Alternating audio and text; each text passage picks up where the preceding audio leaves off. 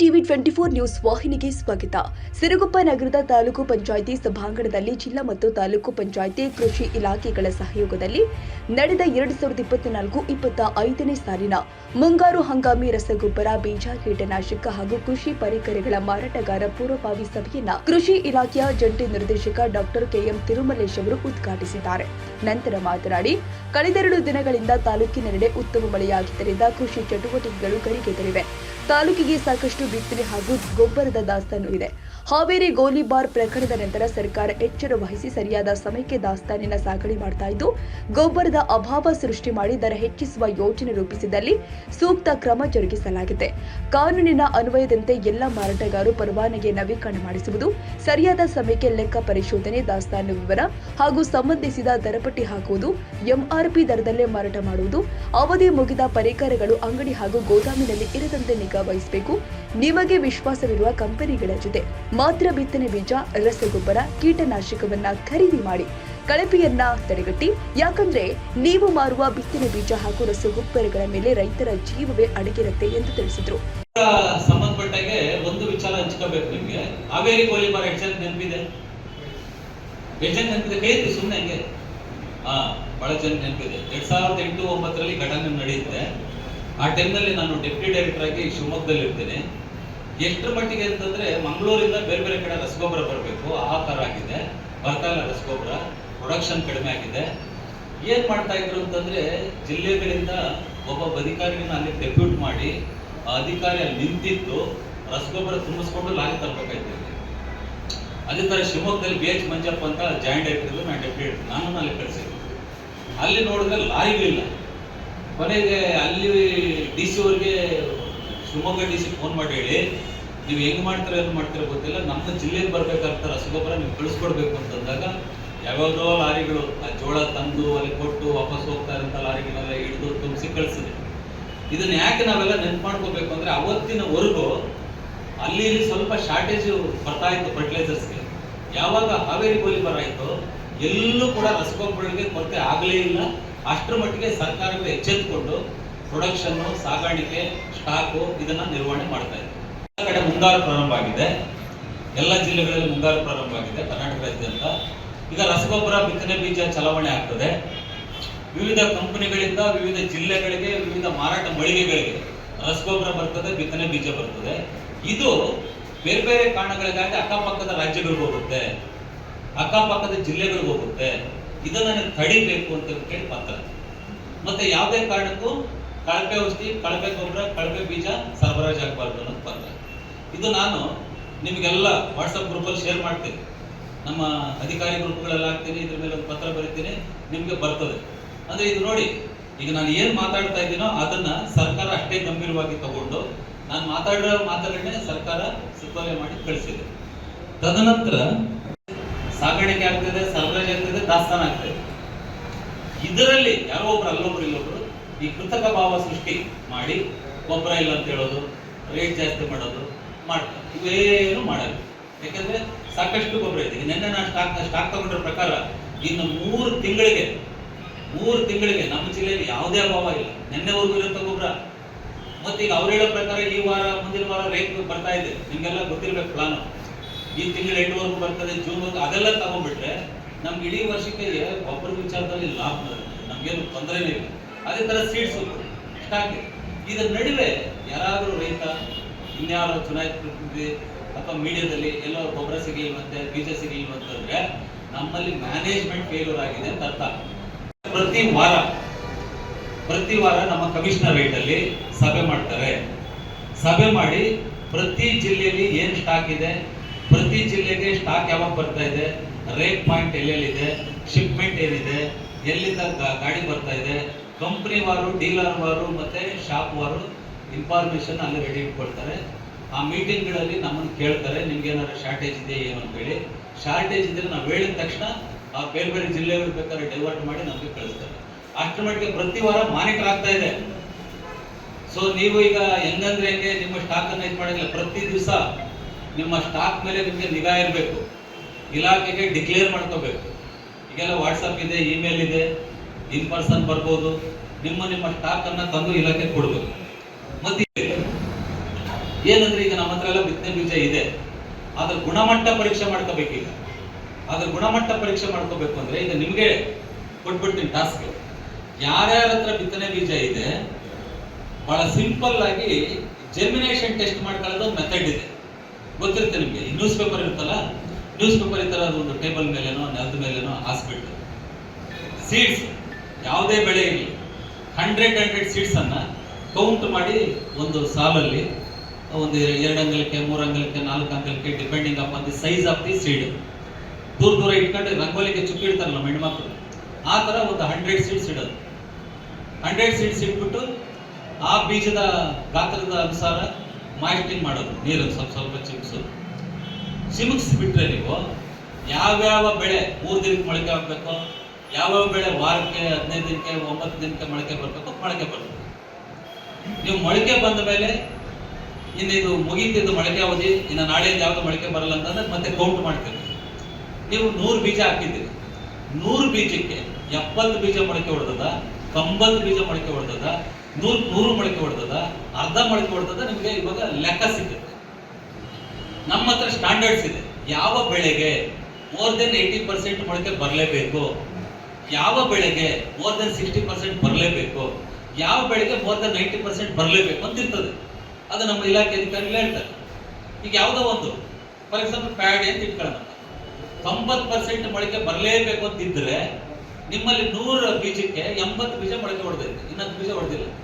So 10% gap ಆಯ್ತು. ಅವಾಗ ಏನಾಯ್ತು, ಆ ಬೀಜನ ನಾವು ರೈತರಿಗೆ ಕೊಡಕ್ಕೆ ಹೋಗ್ಬಾರ್ದು, ಆ ಲಾಟು ಇಟ್ಬಿಡೋ ಪಕ್ಕಕ್ಕೆ. ದೊಡ್ಡ ಸಂದೇಶ. ಈಗ ಬೇರೆ ಒಂದು ದಿನಸಿ ಅಂಗಡಿ, ತರಕಾರಿ ಅಂಗಡಿ, ಚಪ್ಪಲಿ ಅಂಗಡಿ, ಬಟ್ಟೆ ಅಂಗಡಿ, ಅವ್ರು ಯಾರ ಕಡೆಯಿಂದ ಲೈಸೆನ್ಸ್ ತಗೊಂಡಿರ್ತಾರೋ ಬಿಟ್ಟಿರ್ತಾರೋ ಒಟ್ಟು ವ್ಯಾಪಾರ ಚಾಲೂ ಮಾಡ್ತಾರೆ.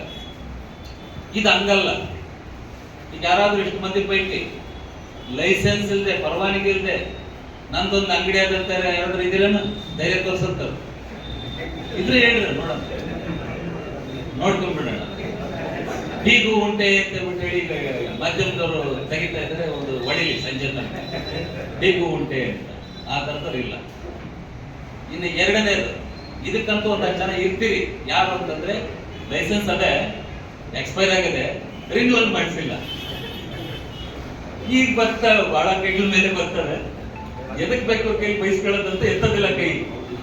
ಆದ್ರೆ ನನ್ನ ಹತ್ರ ಇಷ್ಟದೆ ಓದೇಳೇನು, ಬಹಳ ಜನ ಲೈಸೆನ್ಸ್ ಮುಗ್ದೋಗಿದೆ ಅಪ್ಲೈ ಮಾಡಿ.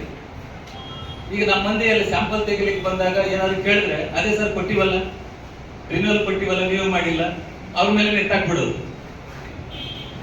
ಕೊಟ್ಟಿವಿ ಬಿಟ್ಟಿವೆಲ್ಲ ಫಾಲೋ ಅಪ್ ಮಾಡ್ಬೇಕು, ನಿಮ್ ಜವಾಬ್ದಾರಿ ಇರ್ತದೆ.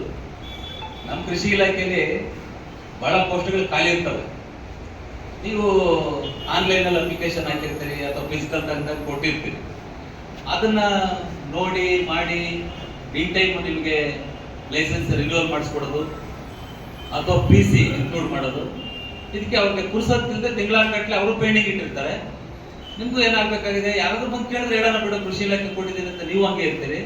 ಅದು ನಡೆಯಂಗಿಲ್ಲ, ಅದು ನಡೆಯಂಗಿಲ್ಲ. ಕಾನೂನು ಕಾನೂನೇ.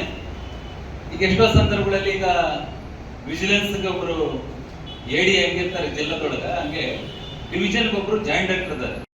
ಗುಲ್ಬರ್ಗ ಡಿವಿಷನ್ ಅಲ್ಲಿ ಒಬ್ರು ನಂತರ ಒಬ್ರು ಜಾಯಿಂಟ್ ಡೈರೆಕ್ಟರ್ ಇರ್ತಾರೆ. ಅವ್ರದ್ದು ಅದೇ ಬದುಕು, ಅವ್ರದ್ದೊಂದು ಟೀಮ್ ಕಟ್ಕೊಂಡಿರ್ತಾರೆ. ಬೇರೆ ಅವು ಸಭೆ ಸಮಾರಂಭ ಅದು ಇದು ಅಂತ ಬಹಳ ಗೋಜ್ ಇರಲ್ಲ ಅವ್ರಿಗೆ.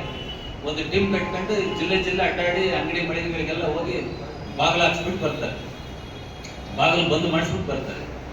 ಹಾಗಾಗಿ ಏನ್ ಹೇಳಕ್ ಹೊಂಟೀನಿ ಅಂತಂದ್ರೆ, ಫಸ್ಟ್ ನಂಬರ್ 1, ಇವತ್ತು ಮೀಟಿಂಗ್ ಮುಗಿಸ್ಕೊಂಡು ಹೋದ ನಂತರ ನಿಮ್ಮ ಮಳಿಗೆಗಳಲ್ಲಿ ಹೋಗಿ ಯಾವುದೋ ಒಂದು ಮೂಲೆಯಲ್ಲಿ ಧೂಳು ಕುಡಿತಾ ಕುಂತಿರ್ತದೆ, ಒಂದು ಪಟ ಅಗದಿ ಧೂಳು ಕುಡಿತಾ, ಎಲ್ಲ ಕೆಂಬಣ್ಣ. ಅದು ಬಟ್ ತಗೊಂಡು ಜಾಡ್ಸಿದ್ರೆ ಮಾತ್ರ ವೈಟ್ ಅಂಡ್ ಬ್ಲಾಕ್ ಕಾಣುತ್ತೆ, ವೈಟ್ ಪೇಪರ್ ಬ್ಲಾಕ್ ಲೆಟರ್ಸ್. ನೀವು ಜಾಡಿಸ್ಲಿಲ್ಲ ಅಂತಂದ್ರೆ ಅದು ಅಗದಿ ಕೆಂಪಣ್ಣ ಇಟ್ಕೊಂಡು KSRTC ಬಸ್ ತರ ಇರ್ತದೆ. ಇನ್ ಕೆಲವ್ರಿಗೆ ಎಲ್ಲೇ ತಕ್ಕಿದ್ದೀನಿ ಅನ್ನೋದೇ ನೆನಪಲ್ಲ ಅಂತ ಬಿಟ್ಟು ನಿಮ್ಗೆ ಎಷ್ಟೋ ಕಡೆ ಹೋದ್ರೆ ಸಿಗದೇ ಇಲ್ಲ. ನಾವು ಕೇಳಿದಾಗ ಅಲ್ಲಿಂದ ಇಲ್ಲಿಂದ ಹುಡುಕಿ ಅಲ್ಮಾರಿಯಿಂದ ಇಲ್ಲಿ ಸೇರ್ಸಿರ್ತೀರಿ, ತೆಗೆದು ನಮ್ಮ ಮುಂದೆ ಇಡ್ತೀವಿ. ಅವಾಗ ನಾವು ನೋಡಿ ಹೇಳ್ಬೇಕು, ಅಣ್ಣರೇ ಇದು ಎಕ್ಸ್ಪೈರ್ ಆಗೈತೆ ನೋಡ್ರಿ. ಹೌದಾ ಸರ್? ಅಯ್ಯೋ ನೋಡ್ಕೊಂಡೇ ಇಲ್ಲ ಅಂತ ಅವಾಗ ನಮ್ಮ ಮುಂದೆ. ನಿಮ್ಮ ಅಂಗಡಿ ಮಳಿಗೆನೂ ಕೂಡ ಸ್ವಚ್ಛ ಆಗ್ಬೇಕು. ಆ ನೆಪದಲ್ಲಿ, ಆ ಲೈಸೆನ್ಸ್ ಅನ್ನು ಸ್ವಚ್ಛಗೊಳಿಸೋ ನೆಪದಲ್ಲಿ ನಿಮ್ಮ ಮಳಿಗೆಗಳಲ್ಲಿ ಈ ಹಳೆ ಡಬ್ಬ, ಹಳೆ ಸೀಸೆ, ಆಮೇಲೆ ಎಕ್ಸ್ಪೈರ್ ಆಗಿರುವಂಥ ಮೆಟೀರಿಯಲ್ಗಳು, ಕೆಮಿಕಲ್ಗಳೆಲ್ಲ ಒಂದು ಆ ಕಡೆ ಈ ಕಡೆ ಇಟ್ಟಿರಲ್ಲ, ಅವುಗಳನ್ನೆಲ್ಲ ತೆಗೆದು ಒಂದೊಂದು ಗತಿ ಕಾಣಿಸ್ಬೇಕು. ಈಗ ನಾನು ಬೇಕಾದ್ರೆ ನೀವು ಇಷ್ಟು ಮಂದಿ ನನ್ನ ಜೊತೆ ಬರ್ರಿ, ಒಂದು 10 ಜನ ಹಿಡ್ಕೊಡ್ತೀನಿ. ಏನು ಎಕ್ಸ್ಪೈರ್ ಆಗಿರೋಂಥ ಕೆಮಿಕಲ್ನ ಇಟ್ಕೊಂಡಿರೋರ್ನ ಏನು ಸ್ವಾಮಿ ಅಂತ ಕೇಳಿದ್ರೆ, ಸರ್ ಅದೇನೋ ಸ್ವಲ್ಪ ನೋಡ್ಕೊಳ್ಳಿಲ್ಲ ಸರ್, ಬಿಸಿ ಇದ್ದೆ, ಅಲ್ಲಿ ಲಗ್ನ ಇತ್ತು, ಇಲ್ಲಿ ಜಾತ್ರೆ ಇತ್ತು, ನಮ್ಮ ಹುಡುಗಂಗೆ ಹೇಳಿದ್ದೆ, ಅವ್ನು ಮಾಡಿಲ್ಲ ನೋಡಿಲ್ಲ ಅಂತ ಇನ್ನೊಬ್ಬರ ಮೇಲೆ ಸಲೀಸಾಗಿ ಎತ್ತಾಕ್ಬಿಡೋದು. ಹೌದು ಸರ್ ನಾನೇ ಮಾಡಬೇಕಿತ್ತು, ಮಾಡಿಲ್ಲ, ತಪ್ಪಾಗತ್ತೆ ಅಂತ ಹೇಳಕ್ ರೆಡಿ ಇಲ್ಲ. ಅವ್ನು ಯಾವ ಬಡಪ ಇರ್ತಾನೆ ನನ್ನ ಮೇಲೆ ಎತ್ತಾಕ್ಬಿಡೋದು. ಹಿಂಗೆ ಹೇಳಿದ್ದೆ ಸರ್ ಮಾಡಿಲ್ಲ, ಹಂಗೆ ಸರಿ ಅವೆಲ್ಲ ತೆಗೀರಿ. ಮತ್ತೆ ಬಹಳ 3ನೇ ಅಬ್ಸರ್ವೇಷನ್ ಏನಪ್ಪ ಅಂದ್ರೆ, ನೀವು ಲೈಸೆನ್ಸ್ ತಗೊಂಡ್ರೆ ಏನಕ್ಕೆ? ಸೀಡ್ಸು, ಫರ್ಟಿಲೈಸರ್ಸು, ಪೆಸ್ಟಿಸೈಡ್ಸ್ ಅನ್ನ ಡೀಲ್ ಮಾಡ್ತೀವಿ. ಅಲ್ಲಿ ಹಾಕ್ಯಾಕೆ ಬಂತು? ಸಣ್ಣ ಜಾಗದಲ್ಲಿ ಇವೆಲ್ಲ ಇಟ್ಕೊಂಡಿದ್ದೀನಿ, ಆ ಸಣ್ಣ ಜಾಗದಲ್ಲಿ ಸ್ವಚ್ಛ ಇಟ್ಕೊಳ್ಳಿ. ಮತ್ತೆ ನಮ್ಮ ಕಾನೂನು ಏನ್ ಹೇಳ್ತದೆ? ನಿಮ್ ಗೋಡನ್ನೇ ಬೇರೆ ಇರಬೇಕು, ಔಟ್ಲೆಟ್ಟೇ ಬೇರೆ ಇರಬೇಕು. ಆದ್ರೆ ನೀವೇನ್ ಮಾಡಿರ್ತೀರಿ? ಒಂದೇ ಜಾಗದೊಳಗೆ ಗೋಡನ್ನು ಅದೇ, ಔಟ್ಲೆಟ್ಟು ಅದೇ, ಎಲ್ಲವನ್ನೂ ಒಂದೇ ಕಡೆ ತುರ್ಕೊಂಡಿರ್ತೀವಿ. ಹಂಗೆಲ್ಲ ಮಾಡ್ಲಿಕ್ಕೆ ಹೋಗ್ಬಾರ್ದು. ಮತ್ತೆ ಇನ್ನೊಂದು ಅಬ್ಸರ್ವೇಷನ್, ನೀವು ಯಾವುದೋ ಅಡ್ರೆಸ್ ತೋರಿಸಿ ಒಂದು ಗೋಡನ್ಗೆ ಲೈಸೆನ್ಸ್ ತಗೊಂಡಿರ್ತೀರಿ, ಯಾವುದೋ ಅಡ್ರೆಸ್ ತೋರಿಸಿ ಒಂದು ಮಳಿಗೆಗೆ ಅಡ್ರೆಸ್ ಲೈಸೆನ್ಸ್ ತಗೊಂಡಿರ್ತೀರಿ. ಅಲ್ಲಿ ಬಂದು ನೋಡಿದ್ರೆ ಅಡ್ರೆಸ್ ಮ್ಯಾಚ್ ಆಗಲ್ಲ. ಯಾವಾಗೋ ಹೇಳ್ದೆ ಕೇಳ್ದೆ ಇನ್ನೊಂದು ಬಿಲ್ಡಿಂಗ್ ಶಿಫ್ಟ್ ಆಗಿರ್ತೀರಿ, ಯಾವಾಗೋ ಹೇಳ್ದೆ ಕೇಳ್ದೆ ಇನ್ನೊಂದು ಗೋಡನ್ ಶಿಫ್ಟ್ ಆಗಿರ್ತೀರಿ. ನಮ್ಮ ಇಲಾಖೆ ಅಧಿಕಾರಿಗಳು ಆ ಆಕ್ಟ್ ಬುಕ್ಗಳನ್ನ ಹಿಡ್ಕೊಂಡು ಬಂದರೆ ನಿಮ್ಮ ಅಂಗಡಿ, ಮಳಿಗೆ, ಗೋಡನ್ ಎಲ್ಲ ಸೀಸ್ ಆಗ್ತದೆ. ಅದಕ್ಕೆ ಅವಕಾಶ ಕೊಡಬೇಡ. ನೀವು ಏನೇ ಮಾಡೋದಿದ್ರು ಕಾನೂನಾತ್ಮಕವಾಗಿ ಆನ್ಲೈನಲ್ಲಿ ಅಪ್ಲಿಕೇಶನ್ ಹಾಕೋದಿರ್ತದೆ, ಖುದ್ದಾಗಿ ಬಂದು ಭೇಟಿ ಮಾಡೋದಿರ್ತದೆ.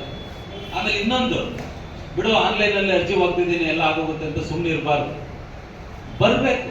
ಇಲಾಖೆ ಮತ್ತೆ ನಿಮ್ಮ ನಡುವೆ ಸಂಪರ್ಕಗಳು ಏರ್ಪಡುವಂಥದ್ದೇ ಖುದ್ದು ಭೇಟಿಗಳಿಂದ ಬರಬೇಕು. ಅಧಿಕಾರಿಗಳನ್ನ ಮಾತಾಡಬೇಕು, ಕಾನೂನು ತಿಳ್ಕೋಬೇಕು, ಕಟ್ಸುತ್ತ ಕೇಳ್ಕೋಬೇಕು. ನಿಮ್ದೇನಾದ್ರೂ ತಂಟೆ ತಾಪತ್ರ ಇದ್ರೆ ಅವ್ರಿಗೆ ಹೇಳ್ಬೇಕು, ರಿಕ್ವೆಸ್ಟ್ ಮಾಡಬೇಕು. ಬೇಕಾಗ ನಿಮ್ಮ ಕೆಲಸ ನೀವು ಮಾಡ್ಕೋಬೇಕು. ಅಂದ್ರೆ ಅದಕ್ಕೆ ಜೀವ ಅದೇ, ಅದರದೇ ಆದಂಥ ಸ್ಥಾನ ಅದೇ, ಗೌರವ ಅದೇ. ಹಾಗಾಗಿ ಆ ಮಾಲನ್ನ ಇಡೋಂಥ ಜಾಗ ಅಷ್ಟೇ ಸ್ವಚ್ಛವಾಗಿರ್ಬೇಕು.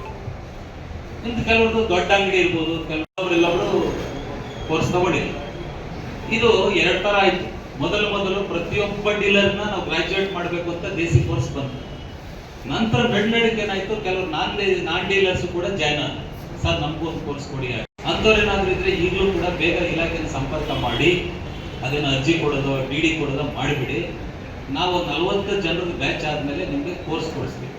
ಆ ಥರ ಇದ್ದರೆ ಇಮಿಡಿಯೇಟ್ ಆಗಿ ಇಲಾಖೆಗೆ ಹೋಗಿ ಗರ್ಜಪ್ಪವ್ರನ್ನ ಮತ್ತು ನಮ್ಮ SP ಪಾಟೀಲ್ ಭೇಟಿ ಮಾಡಿ, ಬಳ್ಳಾರಿಗೆ ಬಂದರೆ ನಮ್ಮನ್ನು ಭೇಟಿ ಮಾಡಿ ಆ ಕೋರ್ಸ್ ಮಾಡಿ. ಈ ಕೋರ್ಸ್ ಬಂದ ನಂತರ ನಮ್ಗೆ ಯಾವ ರೀತಿಯಲ್ಲಿ ಕಾಲೇಜುಗಳಲ್ಲಿ ಕಲಿಸಿದ್ದಾರೆ ಮಣ್ಣಿನ ಬಗ್ಗೆ, ಹವಾಮಾನದ ಬಗ್ಗೆ, ರೈನ್ಫಾಲ್ ಬಗ್ಗೆ, ಪೆಸ್ಟಿಸೈಡ್ ಬಗ್ಗೆ, ಮತ್ತೆ ಅದರ ವಿಧಿವಿಧಾನಗಳ ಬಗ್ಗೆ ಅಷ್ಟೂ ಕೂಡ ನಿಮ್ಗೆ ಕಲಿಸಿರ್ತಾರೆ. ಈಗ ನೀವು ಮೊದಲು ಯಾವುದೋ ಒಬ್ಬ ರೈತ ಬಂದಾಗ ಏನೋ ಒಂದು ಕೈ ಸಿಕ್ಕಿದ್ದು ಕೊಡ್ತಿದ್ರಲ್ಲ, ಆ ಥರ ಮಾಡೋಂಗಿಲ್ಲ. ಈಗ ಮೊದಲು ಈಗ ನೀವು ಉದ್ದೇಶಪೂರ್ವಕವಾಗಿ ಮಾಡ್ತಿರ್ಲಿಲ್ಲ. ಡೋಸೇಜ್ ಬಗ್ಗೆ, ಕೆಮಿಕಲ್ ಬಗ್ಗೆ, ರೆಕಮೆಂಡೇಶನ್ ಬಗ್ಗೆ, ಪ್ಯಾಕೇಜ್ ಆಫ್ ಪ್ರಾಕ್ಟೀಸ್ ಬಗ್ಗೆ ಅಷ್ಟೊಂದು ನೀವು ತಿಳ್ಕೊಂಡಿರ್ಲಿಕ್ಕಿಲ್ಲ. ಯಾವಾಗ ಈ ಕೋರ್ಸ್ ಆಯ್ತು ನಿಮಗೂ ಸ್ವಲ್ಪ ಕಾನೂನಿನ ತಿಳುವಳಿಕೆ, ಈ ಸೇವಾ ಮನೋಭಾವ ಇವೆಲ್ಲ ಬಂತು. ಈಗ ಏನ್ ಮಾಡ್ತಾ ಇದ್ರಿ? 10 ಜನ ಸೇರಿಸ್ಕೊಂಡು ಮಾಡ್ತಾ ಬಂದ್ರಿ. ಈಗ ನನ್ನ ಪ್ರಕಾರ ಇಡೀ ರಾಜ್ಯದಲ್ಲಿ ಯಾವ ಜಿಲ್ಲೆಯಲ್ಲೂ ಕೂಡ ಡೀಲರ್ಗಳು ನನಗಿನ್ನೂ ಕೋರ್ಸ್ ಆಗಿಲ್ಲ ಅಂತ ಉಳ್ಕೊಂಡಿಲ್ಲ. ಈಗ ಏನಾದ್ರೂ ಅಲ್ಲಿ ಉಳ್ಕೊಂಡಿದ್ರೆ ಯೋಚನೆ ಮಾಡ್ತಿದ್ದೀರಾ? ಯಾವ್ಯಾವ ಥರದಲ್ಲಿ ಯೋಚನೆ ಮಾಡ್ತಾ ಇದ್ರಿ ಅಂತ ನೀವೇ ಯಾರಾದ್ರೂ ಒಬ್ರು ಸ್ವಲ್ಪ ಮಾತಾಡಿ, ಮೈಕ್ ಕೊಡ್ತೀವಿ 1-2 ನಿಮಿಷ. ಯಾಕಂದ್ರೆ ದೇಸಿ ಕೋರ್ಸ್ ಅಲ್ಲಿ ಏನ್ ಕಲ್ತ್ರಿ, ಆದ್ರಿಂದ ನಿಮ್ಮ ಡೀಲರ್ ಕಮ್ಯುನಿಟಿನಲ್ಲಿ ಏನು ಬದಲಾವಣೆ ಬಂತು, ರೈತರಿಗೆ ಏನು ಲಾಭ ಆಗ್ತಾ ಇದೆ, ನಿಮ್ಮಲ್ಲಿ ಯಾವ ತರ ಅದು ಅನುಕೂಲ ಆಗ್ತದೆ, ಯಾರಾದ್ರೂ ಒಬ್ರು ಫೀಡ್ಬ್ಯಾಕ್ ಕೊಡಿ ನನಗೆ. ಯಾರು ಹೇಳ್ತೀರಿ? 1-2 ನಿಮಿಷ ದೇಸಿ ಕೋರ್ಸ್ ಬಗ್ಗೆ ಮಾತಾಡಬೇಕು. ನೀವೆಲ್ಲ ಮಾತಾಡ್ಲಿಲ್ಲ ಅಂದ್ರೆ ಹೇಗೆ? ನೋಡಿ ನಾನು ಎಷ್ಟು ಮಾತಾಡ್ತಾ ಇದ್ದೀನಿ. ಇದೇ ವೇಳೆ ಸಹಾಯಕ ಕೃಷಿ ನಿರ್ದೇಶಕ SP ಪಾಟೀಲ್, ತಾಂತ್ರಿಕ ಅಧಿಕಾರಿಗಳು ಆದ ಗರ್ಜಪ್ಪ, ನಿಸಾರ್ ಅಹಮದ್, ಕೃಷಿ ಅಧಿಕಾರಿಗಳು ಆದ ಬಾಲಾಜಿ ನಾಯಕ್, ಪರಮೇಶ್ವರ್ ರೆಡ್ಡಿ, ಪುರುಷೋತ್ತಮ್, ಬೀಜ, ರಸಗೊಬ್ಬರ, ಕೀಟನಾಶಕ ಮಾರಾಟಗಾರ ಸಂಘದ ಅಧ್ಯಕ್ಷ ಮಾಧವಯ್ಯ ಶೆಟ್ಟಿ, ಉಪಾಧ್ಯಕ್ಷ S ವೀರೇಶ್, ಡೀಲರ್ಸ್ಗಳು ಆದ ನಾಗನಗೌಡ ವೆಂಕಣ್ಣ, ಕಂದಗಲ್ ವೀರಣ್ಣ, ಶರಣಬಸವನಗೌಡ, ನಾಗರಾಜಗೌಡ ಇನ್ನಿತರರು ಉಪಸ್ಥಿತರಿದ್ದರು. ಹೊಂದೂರಪ್ಪ ಸಿರುಗುಪ್ಪ, ಟಿವಿ 24 ನ್ಯೂಸ್. ತಾಜಾ ಸುದ್ದಿಗಾಗಿ ಟಿವಿ 24 ನ್ಯೂಸ್ಗೆ ಸಬ್ಸ್ಕ್ರೈಬ್ ಮಾಡಿ ಮತ್ತು ಬೆಲ್ ಐಕಾನ್ ಒತ್ತಿ ತಪ್ಪದೇ ಲಿಂಕ್ ಶೇರ್ ಮಾಡಿ.